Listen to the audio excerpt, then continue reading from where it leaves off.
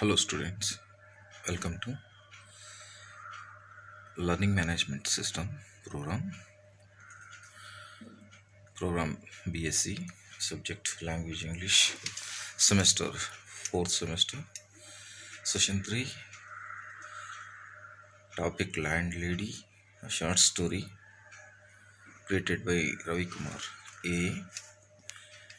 ECT.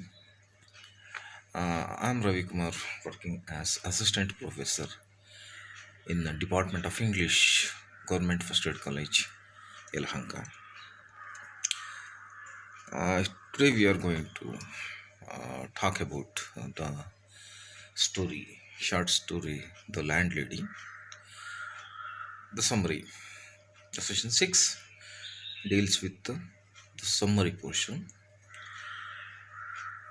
The story starts with a young man visiting the town city Bath named Billy Weaver, the 17-year-old youth who has traveled by train from London to Bath to start a new job.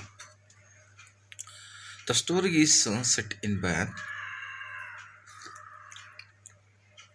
England. We know only that he has never been to Bath before and knows no one in the town other than a local branch manager to whom he is expected to report. As Billy is dressed in a suit and carrying a briefcase, we can assume that his job is an office job.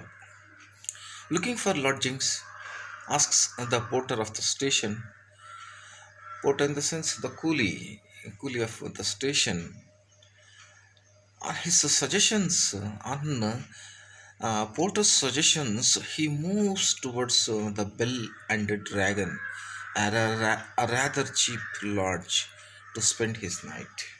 You want to spend his night, obviously. He comes across a boarding house and feels strangely compelled by its sign saying bed and breakfast through the window. He notices a bat in a cage. Through the window, he notices, he peeps into the window and he notices a parrot in a cage and he is sleeping dachshund. Dachshund means a dog, a breed of dog on the floor. It's curled up and it's like it's sleeping on floor. He decides that he should look at the bill and the dragon before making up his mind. However, he finds himself strangely hypnotized by the sign in the window. Each word was like a large black eye staring at him through the glass, holding him, compelling him, forcing him to stay where he was and not to walk away. It's like it's attracting, it's talking to him.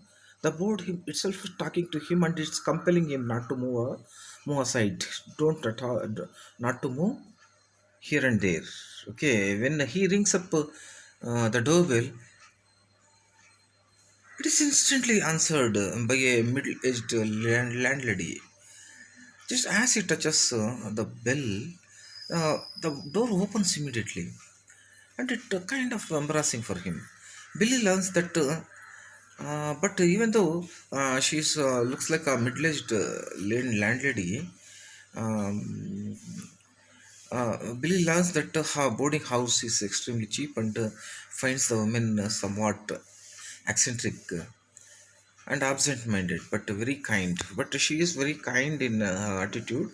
But her compelling him, no, whatever he is asking, whether it is cheap or costly and all, she's ready to accept him at any cost, and she is ready to reduce the rates also. At the same time, and this makes him also a little bit unusual. And she takes him to his room and tells him before he go to bed should sign a register book. When Billy signs her guest book, he finds only two names both dated more than 2 years ago. Christopher Mulland and Gregory W. Temper, names which seems curiously familiar to Billy. He finds in that register that the two names already mentioned, only two names apart from him. However, somewhere 2 years back, they mentioned their name as he was doing. They're also signed in that register. But it seems curiously a little bit familiar to Billy Viva. Billy Viva. The landlady invites Billy for some tea. The Billy tries to remember where he was previously, heard the names in the guest book. She invites him for tea, and she sits beside her. Even though it's that names are troubling him. Yes, because somewhere around he heard their names. However, it's like in recent past or somewhere past. It is it's a curious and well familiar names which he is trying to recollect. Previously heard the names, the guest book. He seems to recall that Muland was an Eton schoolboy whose disappearance was reported in the newspapers. Yes, he probably Muland was probably from a well-known family. When his disappearance was well alarmed in the society and the newspapers as well. The landlady assures Billy that Muland was a Cambridge undergraduate and that Muland and Temple are still staying upstairs in her house, boarding house. She says Billy is a handsome boy. But here, now whereas our Billy Weaver thinks that Muland he was from Eton school, Eton name the place called Eton as a schoolboy in Eton. But she assures that no, Muland is not from Eton. He is from Cambridge town, Cambridge undergraduate, and still Muland and as well as one George Temple, both are staying in the offices. They are not moved at all. She says, and at the same time, she tells Billy that he is also a handsome young boy. Here is the dachshund, the dog. Here is the parrot. Here is the tea. Here is as she knocks the door, as she is opening, and here is the register book. These are the main components of the story. Billy is surprised to find that the parrot and the dachshund he had seen though through the window are both stuffed. The landlady says that she stuffs her pets when they die. Billy finds that his tea tastes faintly of bitter almonds. He asks the landlady whether she has had any other guests since the two young men. The landlady replies, no, my dear, only you."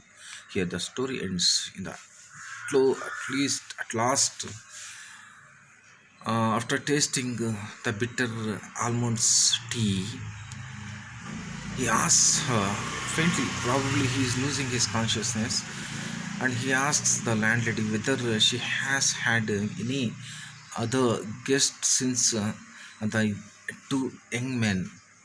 The landlady says, "No, my dear, only you." Here the story ends in a abrupt manner.